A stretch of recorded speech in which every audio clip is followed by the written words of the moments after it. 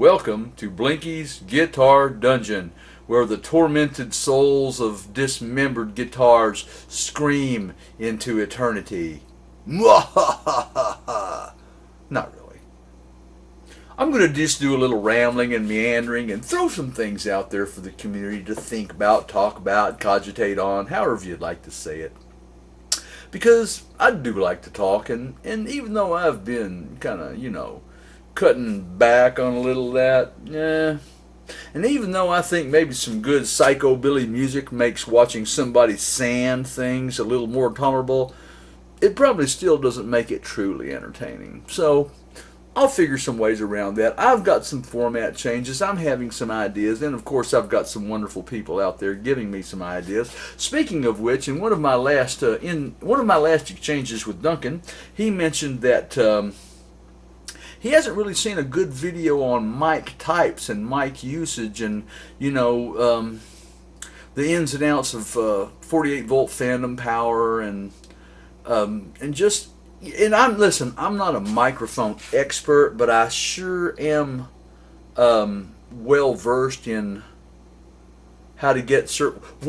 For guys like you and I who are operating on a shoestring budget or less, I certainly know what gives you the most bang for the buck. I do believe, and also why you may need. Because let me tell you something: nothing will waste more of your money than buying a microphone that you didn't know you didn't need.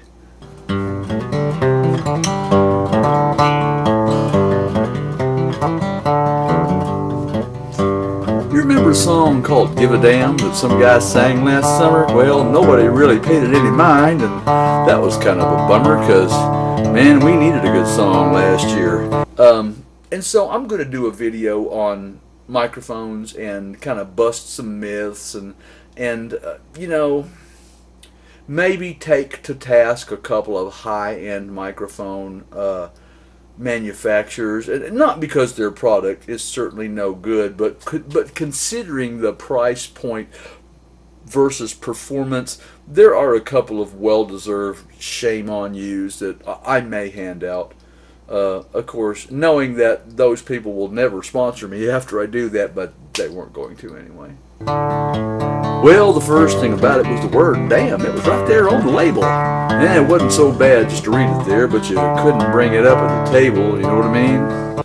Another subject that I've really been wanting to do a video about is cover versions. Some people hate them. Some people are okay with them. Some people say that no one should ever do a cover version. Seriously, at one point I kind of thought that until I heard cover versions, or I should say until some of the thongs that I used to love and songs were actually covers, and I didn't know it. That happens. I mean, I run into some guy these days, here in modern times, that thinks that, Smoking in the Boys' Room is a Motley Crue song. And I mean, as far as I can remember back, it was a Brownsville Station song. Of course, I have no proof that they wrote it either, so maybe it's even older than that. So you really didn't hear it on the radio, some of the FM stations maybe, until some loony worked his way into the United Nations. I don't think anyone ever told Billy Gibbons that they shouldn't have done Jailhouse Rock. The first time I ever heard Rare Earth on the Ecology album do I'm Losing You, as far as I was concerned, they owned that song from then on.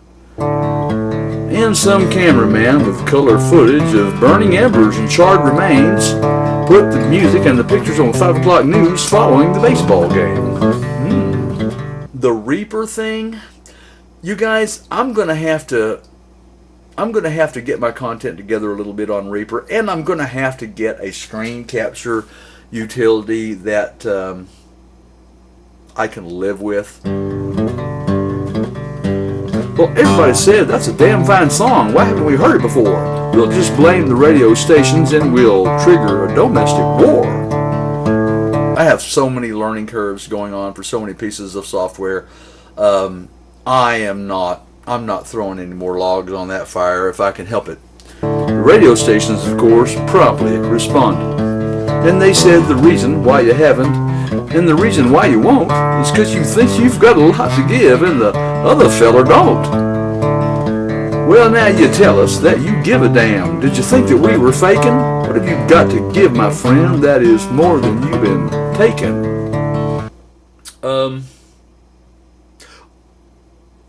Probably a short video about hats. I collect hats, and I know you guys, if you ever see me in a hat, pretty much the only thing you ever see me in is this old Greek fisherman's cap that I've had this one for about 5 or 6 years now. I've worn out about 3 of these, and it takes a while to wear one out, but I've had one of these for a while. But I have a thing for fedoras, and I have quite a few of those, I don't know what you call them, but that style of cap that Will Gelvin wears. In fact, I have one exactly like that black one that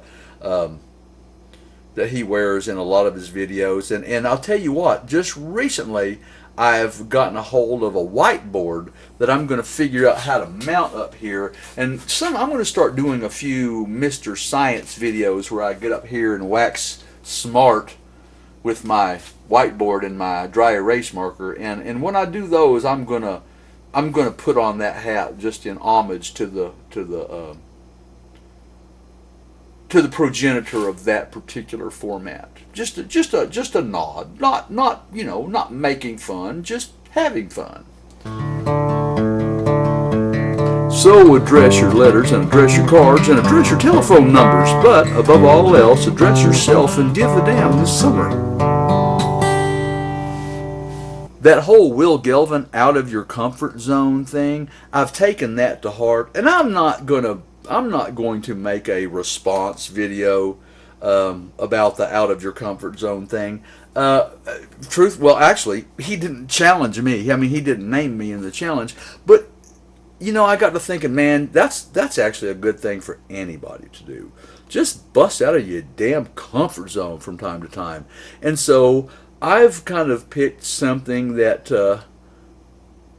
I'm not good at, which is this whole, picking and the picking thing I'm cool with, but talking or a story type of song where you sort of sing but you sort of talk and a fella on a recent comment told me that he liked my singing voice, and thank you very much for that. I'm actually working on that.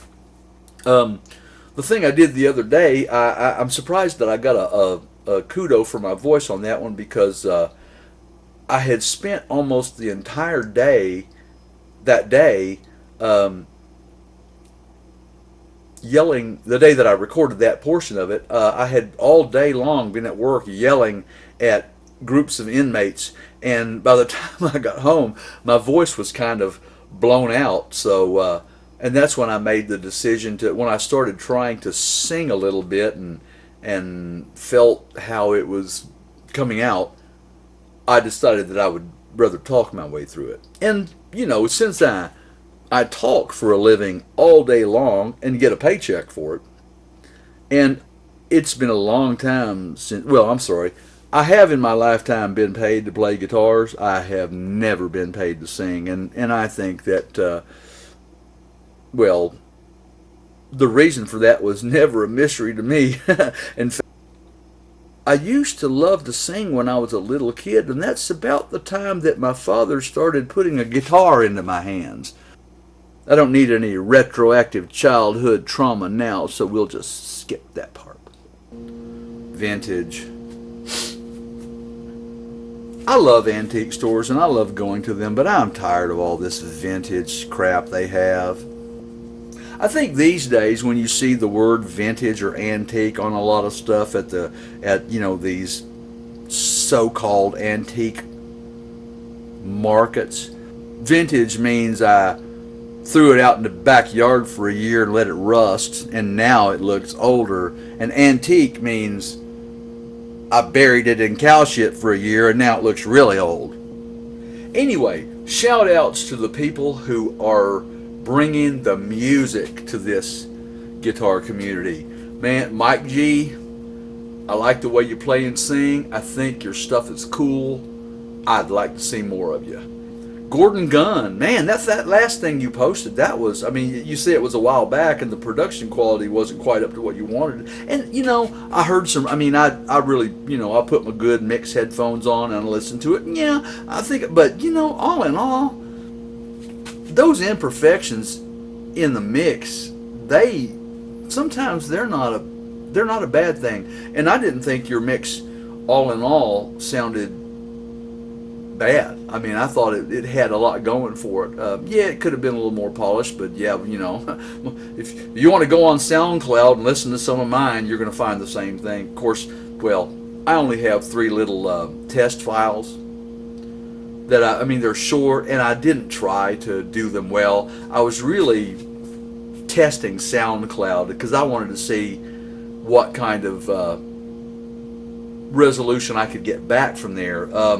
I started out trying to send up a 32-bit floating point WAV file, and the upload was going to take so inordinately long that I just killed it and just re-rendered the thing as a pretty good MP3. And actually, there are 3 of them now. I'm on SoundCloud as Blink the Owl, and there are 3 files that I have up there. One of them is a little blues thing that I just did, you know, knocked it together in about like a few minutes, just quickly. And another one was this kind of drifty music from the Hearts of Space thing. And then the other one was a kind of a loud, chunky, just a little rock riff that, you know, I think of like 3 different chords. And that was the one, and that was the file that I actually used on that Bug Pass slot filter video. So if you've seen that video, then you've already heard that. And seriously, there's nothing stellar about any of it. These are really just test files to see what I rendered in Reaper would come out of SoundCloud sounding like. When I do something that I'm proud of, I'm going to go ahead and render it as a high quality MP3 for upload to SoundCloud. Here's a question that some people might ask. Well, Blinky, why are you rendering at 32-bit floating point when we all know you record at 24-bit? And the answer is the 32-bit files, when you're working with them,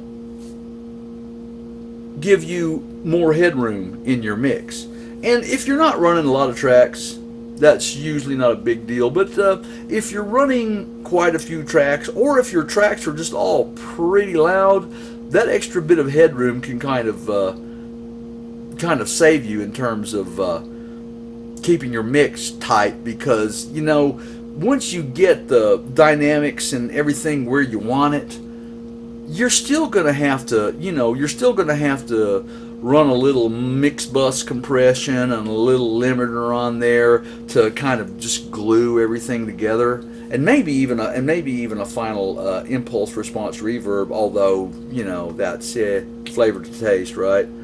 But so the extra headroom, even if you don't use it, even if you don't need it for the portions of the mix that you're actually mixing, you may need it at the end of the process when you find out that, gee, you kind of would like to, you know, put a little more mix bus compression on there than you did, but you can't really you don't really have any room for any makeup gain, and you know that can be a bad thing.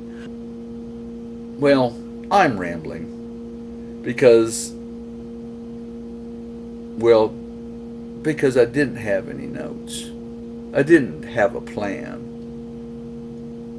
This is unrehearsed, heartfelt, straight from me to you.